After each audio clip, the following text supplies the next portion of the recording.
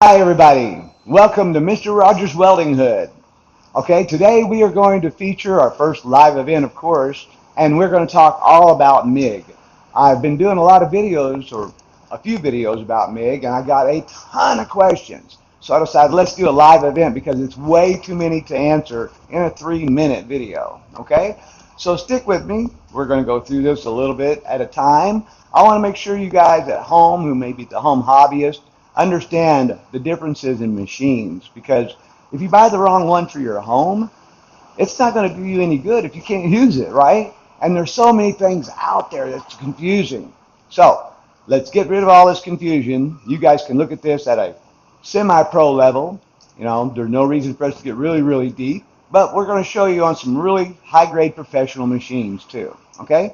All right, let's get right into the machines and talk about them. All right, the first thing you're going to have to know is what you're running. When you're welding, especially if you're a professional, but when you're welding, the size of your wire and the type gas, shielding gas, you're going to have makes a difference. MIG it's an acronym, stands for metal inert gas, okay? Its actual term is gas metal arc welding, not GMA, okay? Gas metal arc welding. Now, gas metal arc welding can take on a couple of different processes too.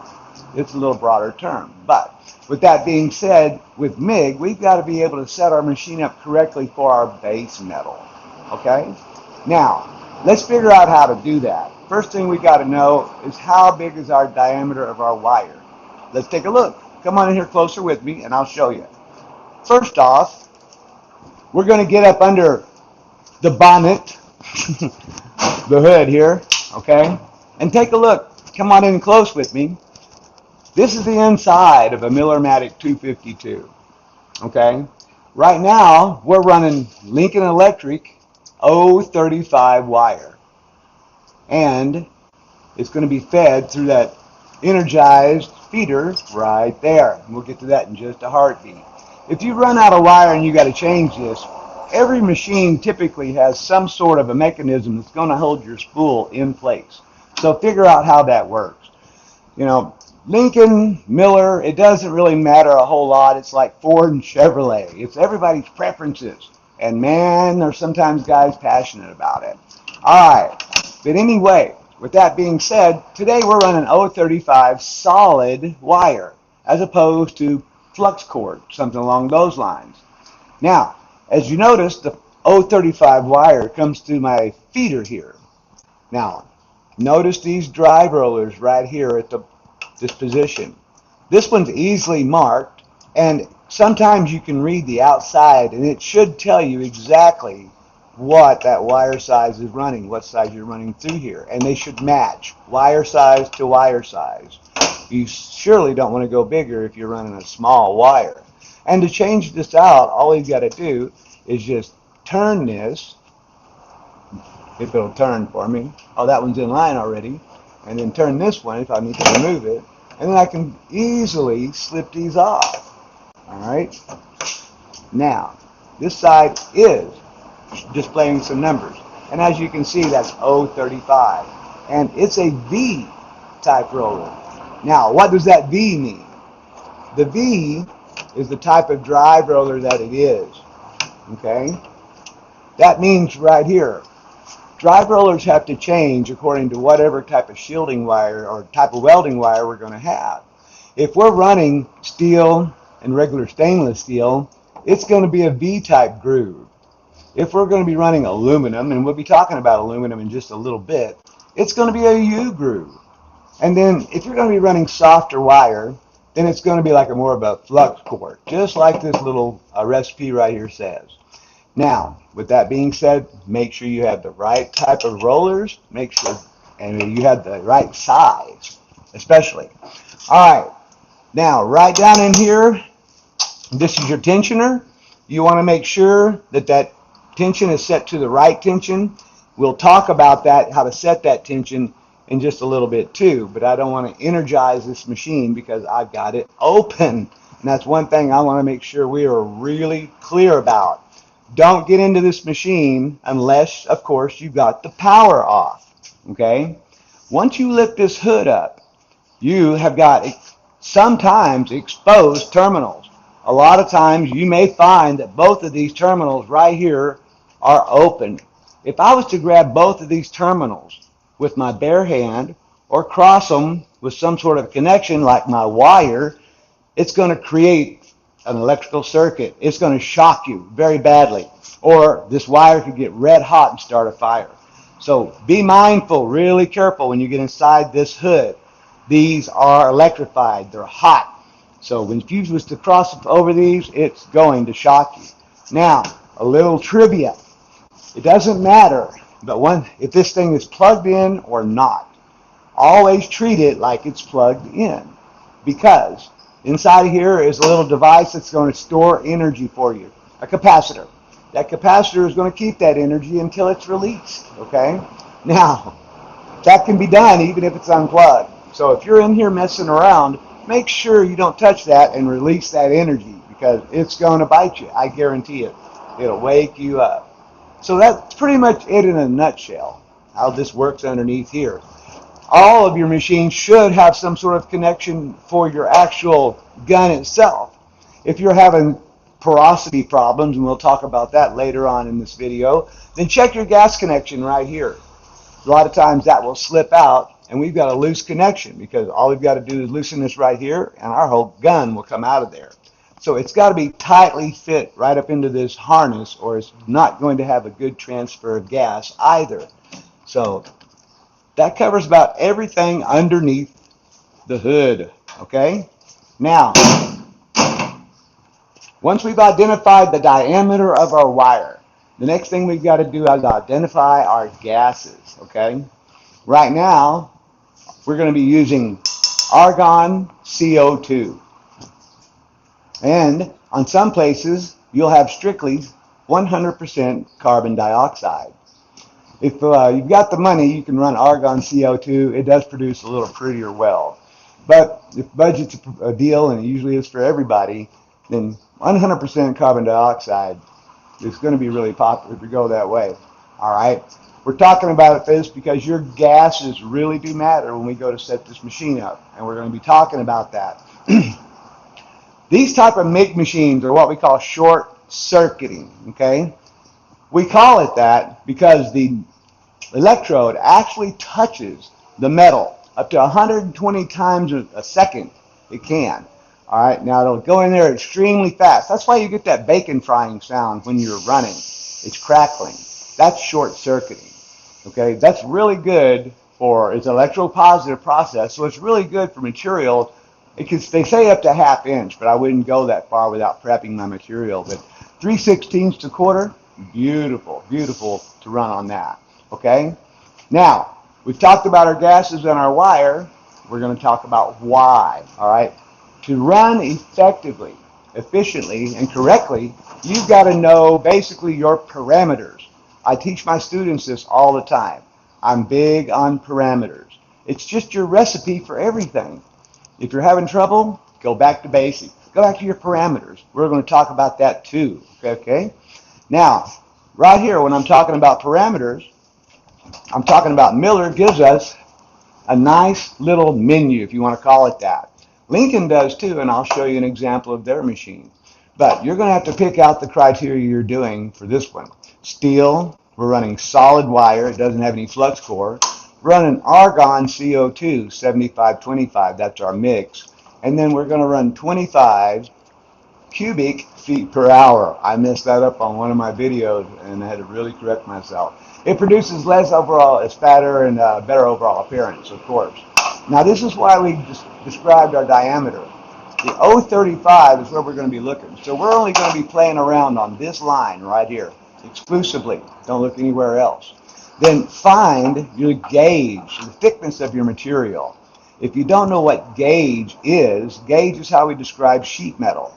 Technically, sheet metal is sheet metal up to 1/8 of an inch, and then it turns into plate. But if you need something or a reference to go by, 16 gauge is within a few thousandths of 1/16 of an inch thick. So it kind of gives you an idea of where you're going to need to be. But these are always good starting points. So set your machine, make some trial welds, and then fine tune it. Just like a car, everything is different from one to the other. So some machines have their own little thing that might run hotter or colder depending on the machine. Okay. Now, make sure that when you're getting in here, you're not looking on the wrong menu. This machine can run stainless steel or it can run aluminum also with the optional spool-o-matic, and we're going to get into that too. All right. Now, let's talk real quick about the guns. Some of the old timers call it their whip. All right. With that being said, it's comprised of fairly simple consumables. I've got a nozzle. Okay. This nozzle is going to be removable fairly easy, or should be. It should either slip right off or, depending on the brand, it should possibly screw on. Either way. Okay. So this is considered a consumable. Now, one thing this thing is not. This is not a hammer. All right.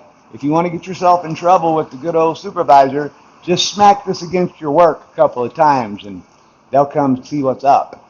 Because this is not meant to be misshapen. Your shielding gas is coming through here. So it's very important that you've got a really nice coverage coming out of here at the right amount of setting too. Now, we remove our nozzle. We want to make sure that that nozzle is clean of any type of spatter.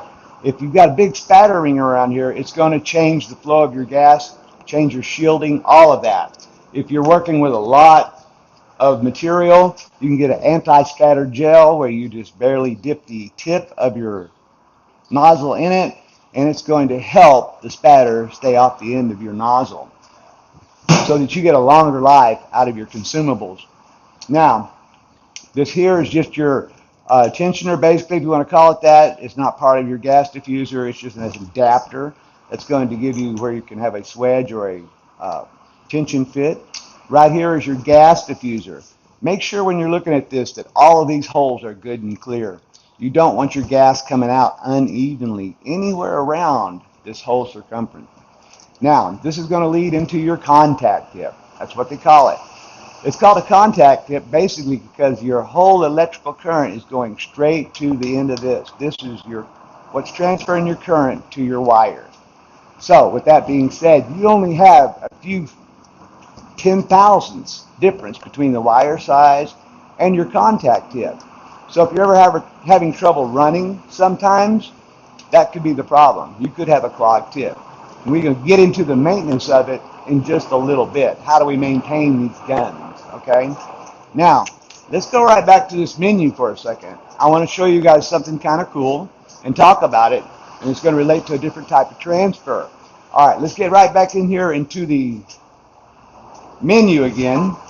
And if we come down here, let's say that we're working for a living and professionally, and we're talking about football or whatever, and for some reason, my trigger is depressed, and I have it down inside of my holder, or I'm holding on to it, and I hit my power button. Now, that takes me into a whole new menu. Now, at this point, you could really be confused if you don't know what you have. So, what's going on here? Miller has given us the option of where we can set this machine up to fine-tune what you'd call your peak current and your background current, your pre and post flow of your gas. A lot of things that you need if you were going to be running kind of like an assembly line or something very, very critical or technical. It needed a little bit of more gas run time after you were done welding. But we got into this by accident. We don't need this unless we're going to be doing a globular transfer. And we'll talk about that in just 2 or 3 seconds. But I'm going to show you how to get out of here real quick. Okay? So, with that being said, be sure and read all of these. This is really good stuff. It'll give you an idea of how to set the machine up. But now, we'll go over here to reset. Now, it says rotate the right knob to select. What they don't tell you is that you got to take this left knob first over to reset, okay? If you don't have a direction to do so, you're going to be confused, but you've got to go to reset. So you take it all the way over until you find it. Reset. Now, rotate the right knob to select on. And then we're going to press and release our gun trigger, and that's going to go to factory default settings. Boom. Now, you can go back to your menu, take a good look at what you're wanting to run or weld on, the thickness of your material, and set your voltage where you need it according to your wire speed too. Pay attention to your parameters. Once again, all right? That pretty much covers everything about how to set this thing up on the miller. Once again, remember, I'm going to bring this out several times. This is not a hammer. You will get in trouble several times. You could easily get fired if you see a person doing this. This equipment is extremely expensive. Welding is one of the most expensive hobbies that you could have. You'd be amazed at what some of these consumables cost. So yes, and also, we take our trade very seriously. If you're a seasoned professional, you know why we don't use this as a hammer. It's going to alter the gas flow. Okay? MIG is very important about setting your gases right. Now, we talked about gases a little bit on our menu. And Miller had on here set our flow meter at 25 cubic feet per hour. Okay? Now, this flow meter here is an argon CO2 combination. Remember, gases have different weights, so make sure that when you're reading this, that we're going to have it up to the top of the ball. We'll turn our machine on, and then on this one here, you can righty-tighty, lefty-loosey, and we'll get 25 to the top of the ball, right in that area. This one here isn't completely set up to do the blended argon CO2, but they're really close to the same weight, okay? All right. Now, let's move on to a Lincoln machine. All right. With a Lincoln, their machines are a whole lot alike, okay? There's a few differences. Everybody's got to change a few things or they're going to be stepping on each other's toes. But all the same principles, okay? This Lincoln set up, different type, to remove an apparatus to remove your wire, but basically everything's going to be the same. Same principles all the way around. This one gives you a tensioner setting. Right up here is your settings for your machine, kind of like we were talking about on that Miller for our menu. All right. Now, this one here, if you see, Lincoln says 30 to 40 cubic feet per hour. Now, we want to be careful about our settings of our gas for a couple of different reasons, and we'll talk about that in just a few seconds. But right now, we can see that you're finding your 035 wire and then go in to the right gauge that you're looking for. If you notice, when you get into the lower gauges, people, your voltage stays pretty much the same, and your wire speed changes. The thicker the material, our wire speed is going to be a little faster. All right? Common sense tells us then that wire is going to be doing a lot for the penetration. So make sure that your wire speed is set correctly. All right. Now, this machine can run really nicely if it's all set up correct. But pay attention to this recipe, to this menu. Now, why does Miller and Lincoln have two different gas settings? Well, if I was a welding supplier, I'd want to sell a lot of gas. Okay? That's just the short and skinny of it. And I would first off, though, always rely on parameters. I've got some parameter sheets that we're going to be looking up, okay? I'm going to show you on camera in just a second. All right, so this covers pretty much all we've talked about here on the Miller, for the Miller and the Lincoln. Now, I want to get in to talk about the Miller aluminum spool gun, the Spool-O-Matic, okay? All right, let's get into this. The one thing I really like about Lincoln is the fact that it's set up to accept our Spool-O-Matic. Okay? And even right here in the menu, it'll give you all your settings for the Spool-O-Matic. And like I said, I'm going to get the parameter sheets on some of this wire, and we'll discuss how to set the parameters on like our solid wire, okay? Now, that's one thing I love about this Miller. Now, with that being said, it hooks up very easily. Let's turn our machine on before we go over parameters. And we're going to have with aluminum 100% argon. That's your shielding gas. Argon's got a different weight to it, so we're going to run, depending on what it says in our procedure sheet or what's recommended by our wire, our alloy. That's going to be important. So look up your parameters. Once again, you're going to be running fairly high, 35 or so, 40 cubic feet per hour, somewhere along there. But gas flow is extremely important because aluminum is a spray arc, and we're going to talk about the differences here in depth in just a bit, okay? All right. Now, let's describe a little bit about this gun. Right here, the spool-o-matic. It hooks up, like I said, directly to your miller. Now, the one thing a lot of people may or may not know, that when we go into our spool-o-matic settings, we can set our voltage here, but your wire speed does nothing. That's because your wire speed is controlled by your gun. Now, word of caution. Wire speed, or aluminum wire in general, is extremely hard to run, especially for the novice or the hobbyist. It takes a seasoned professional to get really good at running aluminum MIG, okay? We're not going to do any welding demonstrations today, but we're going to have another video or two over some aluminum MIG, I guarantee you. What a lot of people don't know is how popular this process is going. If you're in a welding school right now, one like CET, they're letting us use their building, and I appreciate it. But if you're in a welding school, if they offer aluminum MIG, be sure and take that course. A lot of people don't know that our whole naval fleet is starting. So there's a little hint that you're going to really have a big call for a lot of heavy aluminum welding. And this bad boy can get her done. Now, aluminum welding is extremely tedious, okay? And you're going to have to really play with your settings. Look up your settings. We're going to have to look up what we've got as far as our filler metal and our base metal, and then figure out what our settings are going to be. It's a big explanation on different types of aluminum. Right now, I'm just going to focus on the different types of guns and MIG welders out there.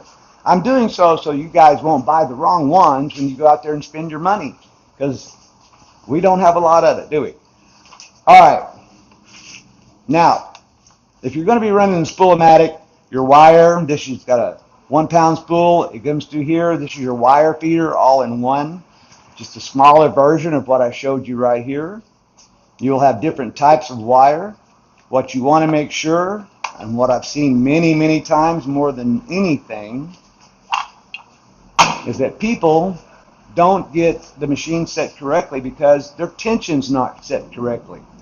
Right here in the middle of this roll is a tensioner. You've got a lefty-loosey on that, and it will free spin. So make sure you're tight just enough that it gives it a little bit of resistance, okay? That way, it's not going to freewheel, but it'll spin just enough to give you a good transfer. All right, another little trivia hint right there. All right. At this point, I'd ask the class, any questions? One thing I wanted to make sure everybody knew about. Get you a good pair of MIG pliers.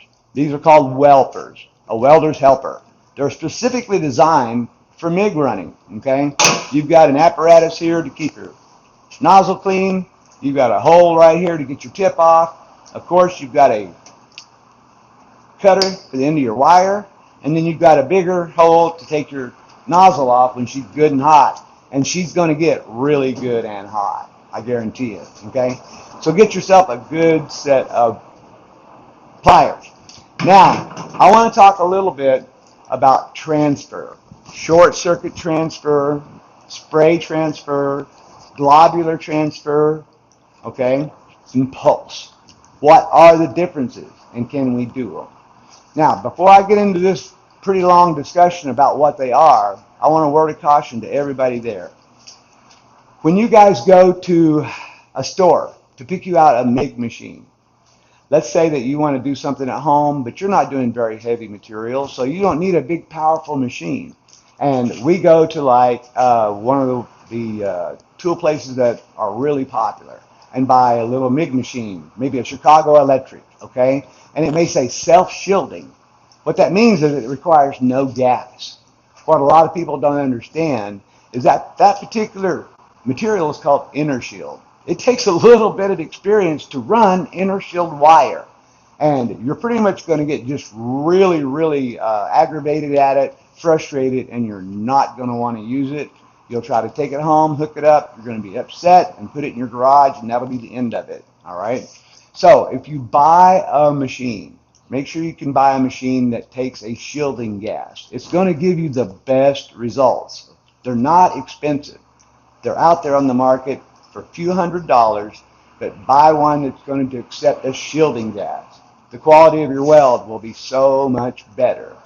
Now, one other thing. Combination welding machines are getting to be very popular. But be careful. You don't want to have a machine that you rely a lot on for one process, that process go out, and then you can't even weld at all because everything is in the shop. So, a word of caution right there. Make sure you understand when you buy a machine, everything about that particular machine. Can I buy replacement parts? That's one of the biggest things too. These machines are going to tear up. Anything man-made is going to break. I say that all the time. So make sure that we have the right replacement parts. That means for your gun, which these come in a lot of name brand and generic, Miller, Tweco, a lot of different brands and sizes. Okay, but make sure because you're going to have consumables that you have to replace. All right. Now, let's go into talking about different types of transfer. MIG is direct current electropositive. Okay, that means that the electrode has a positive charge. Now, typically with that, it does not have a huge penetration factor within the electropositive, so we got to kind of make up for that. The short circuit, that is actually, like I said before, touching your material and then it'll fire. That's what that short circuit does. That's what we call a short circuit transfer. Another type of transfer that's really popular is spray transfer. Now, spray transfer is exactly like it sounds. Think of it a whole lot on the same principles as like spray paint. Spray transfer can come in the form of like dual shield, arc welding, which is flux core with an assist gas. We'll get into all of those things, okay, hopefully in some more videos that I'm going to be doing. All right. Now, with that being said, we're going to be, all right, I want to thank everybody for your questions too. I'm trying to read your comments at the same time. I want to thank you. I'm trying to answer them as we go. But let's talk about on our spray transfer. Spray transfer is going to require a whole lot of voltage. So it actually, for lack of a better word, explodes, atomizes, the filler wire does, above your actual base metal. When you're running any MIG machine, you have a parameter of a contact tip to work distance, okay, what we call a stick out. If I'm going to grab my parameter sheet here, and it's going to show you exactly what I'm talking about, okay. Now, on the parameter sheet, you can see that we're going to be operating by different currents. So basically, I've got this one picked up. I hope I've got the right filler wire. But 035, you got short circuit transfer. If you're running that particular MIG, it's contact tip to work distance. That's going to be 3/8 to a ½ inch away. That's your area that you're going to weld. You don't get any further away than a ½ inch. Your wire should be sticking out 3/8 to a ½ inch all the time. The wire feed speed is going to give you a really good reference point here. And then, of course, your voltage, if that's going to be set up for voltage or amperage, but a lot of them are set up for voltage, that recommendation's here. And then your approximate amps, okay, if you're set up for amperage too. And a lot of these will also give you your shielding gas parameters. Now, since I've talked about that real quick, on your shielding gas, well, all we're going to do is say that it's very, very important to have the right gas and check your parameters once again. What will happen if we don't have the right gas coverage? If we have too much, a lot of people think, well, if I don't have enough and I don't know what it is, let's turn it up and just really get it rolling. Well, that's not a good idea, people. What can happen is if you're coming out at with way too much cubic feet per hour, then your gas is going to hit your base plate. The gas then is going to create a vortex. That vortex is going to be spinning like El Tornado, okay? It's going to be spinning around and around. Now, it's going to be pulling that gas at that point away from your weld. So instead of your more gas flow giving us a better weld, you're actually causing damage to your weld. At that point, you're going to get porosity. We'll talk about that in just a minute too. But I'll cover some more facts about some different types of transfer, okay? Now, spray transfer, like I said, is done over a higher voltage. And I love spray transfer. It's got a really good look to it. I like the size of it. It really has a nice effect. And if you're going with flux core dual shield, it really has great penetrating factors. So, spray arc is done typically on a higher voltage type machine. Now, with that being said, I have a lot of questions on globular transfer. Can we do that? Globular transfer is not extremely popular because it does not have a really great look about it. The transfer itself, if you look at it underneath the slower speed camera, that glob actually drops into your weld. When that does, it's kind of like a diver splashing into a pool. So, with that characteristic for globular is going to have a lot more spatter. It does a really good job penetrating into heavier plate, but it gives you a rougher look because it has, for lack of a better word, a glob of weld at every droplet. It's got a coarser surface, kind of like running a 6010 series or 60,000 series electrode in stick welding. So just make sure that you're ready for that. It's not extremely popular anymore for people to go with globular transfer, not at all. Now, we've got a lot of questions about pulse. What's the difference between pulse and short circuit transfer? All right, really great questions. You've got to have the right machine. Old school, we did not have all of these settings so that we could do our peak current, our background current, our on time, all of that. We couldn't set it up to do that. If we wanted to pulse, we had to just go old school and pull that trigger with little dabs, okay? But now our machines are getting a whole lot more fancy, a lot more technology. Like I said, Miller right here, that's exactly what this menu is for. So if we knew our machine, we could come in here and set everything we needed to know about what our peak current's going to be and what our background current's going to be. If you've got a Lincoln, okay, Lincoln just happens to have all these settings right here on the front. And that's what these are for too, okay? But you've got to have a machine that you can set up specifically for globular welding. You can change the peak current and the lower end current, all right? I'm not a big fan of globular at all. All right, now let's go into a little bit of troubleshooting. What happens when I'm having a problem? All I'm getting is this machine gun.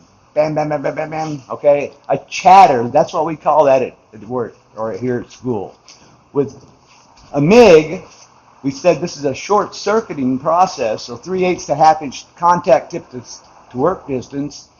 Now, if you're getting a chatter, what generally is happening is that we are way too far away from the plate. If you have all your parameters set right, you're going to hear that a lot through my videos. Parameters are extremely important. But if you've got your wire speed set right, your voltage set right, then you're probably way too far away from your plate. It's going to have a really high, moundy look to it. Your weld's not going to look very good at all.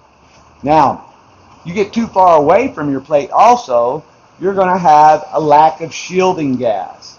Shielding gas is important because basically, without getting really in depth with chemistry, because I'm not a chemist, you're not going to be able to shield that weld from our atmosphere. The moisture in our atmosphere is really detrimental to our weld.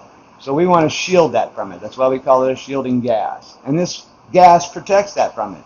If we neglect to do that, have an improper flow, or what we have, gas blow or blow by, a lot of different terms for it, the air can actually, or even a good fan can blow your shielding gas away, and you're going to get what we call porosity, a lot of little pores all in your weld. It looks like Swiss cheese.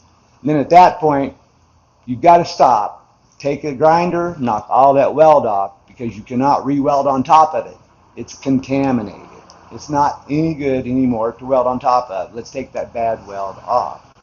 Now, make sure that when you are MIG welding, understand that this is a lower gauge process, something that's really good primarily for thin material. Now, when we're welding, if we're going to be welding on something thicker, 1/4 inch, 3/16, we're starting the day, and let's say it's ambient room temperature, about 45 degrees. I set my machine where I need to be, and I start throwing beads down, and they look terrible. It's the same setting I had when I quit last night. How come I'm not getting the same result? Well, it's because it's something we call preheat. When you were working before you went home at quitting time, the machine or the material was good and warm, what we call loose. So our weld could penetrate better.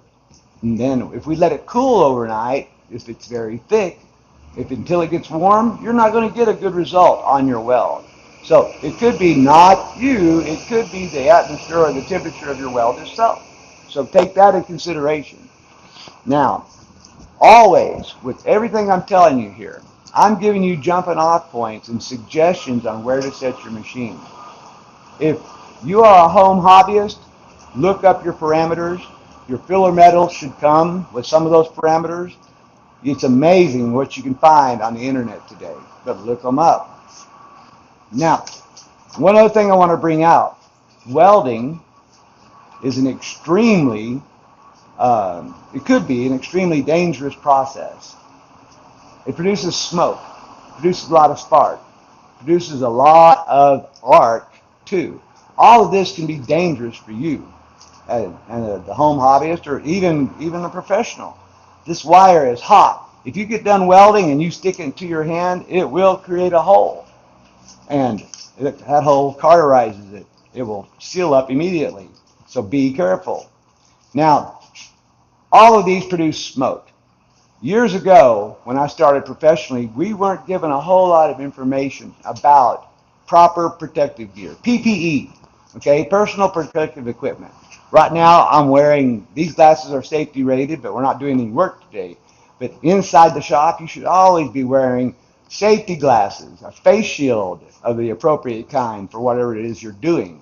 And then we want to make sure to wear a good respirator, because now we're finding out all these issues that I wished I'd have known years ago. We're talking about something called manganese poisoning, okay? Metal fume fever can also occur, where if you weld a lot of galvanized. But let's stop first at manganese. A lot of welding produces a lot of smoke. Smoke is an ineffective transfer of energy. So we still got some stuff that we didn't burn up. That's simple. And you're breathing it. So you breathe that in, it goes into your body. We found out that manganese is going to attach to your nervous system. At that point, it's no longer reversible. You're going to have it for life. What does that do to you? Some people, not a whole lot. Other people, it could be very detrimental, and you'll get that old man handshake. Okay? That's the only good way I know how to describe it. If I try to hold the end of an electrode real still, today I'm still a little shaky now. My hands are not near as steady as they used to be. So you've got to be careful. I can't stress that enough. If you're welding on something at home, you have no idea what you're welding on. If it's a used piece of material, it could be something with pesticide on it, something that's had bleach all over it. Those are a lot of detrimental chemicals that if you set them on fire or turn them into smoke and inhale it, it could possibly kill you very easily. But manganese is extremely dangerous. Be careful. Another thing I want to make sure, if you're running stainless steel, especially stainless steel. Stainless steel gives off a smoke, and inside that smoke is a chemical we call hexavalent chromium, chromium 6. This pretty much is not about if it's going to cause cancer, but when it's going to cause cancer. Chromium-6 will give you cancer if long-term exposure. So make sure you wear a respirator. You could easily catch all kinds of different types. Name it, it'll give it to you. So hexavalent chromium is extremely bad for you. Now, common sense comes to play in here. If you're welding, if that welding process is not giving off a lot of smoke, then you're not going to be in as much hazardous to your health as others. But as an instructor, I'm going to tell you always wear breathing protection of some sort, a good respirator that's going to be rated, just like we've been listening to, like the R45. All right, now let's talk about some more problems that we might have with this machine. If you're setting up your MIG machine and you're not getting a good flow, and we don't know what's going on, make sure you check everything about it. Make sure your gas is correct. Make sure that your wire is transferring correctly. All of these things can cause you a problem. If you're not getting a good semi-automatic feed, your wire, your weld, everything's going to be jumpy. Something could be wrong. Then we've got to go back and troubleshoot.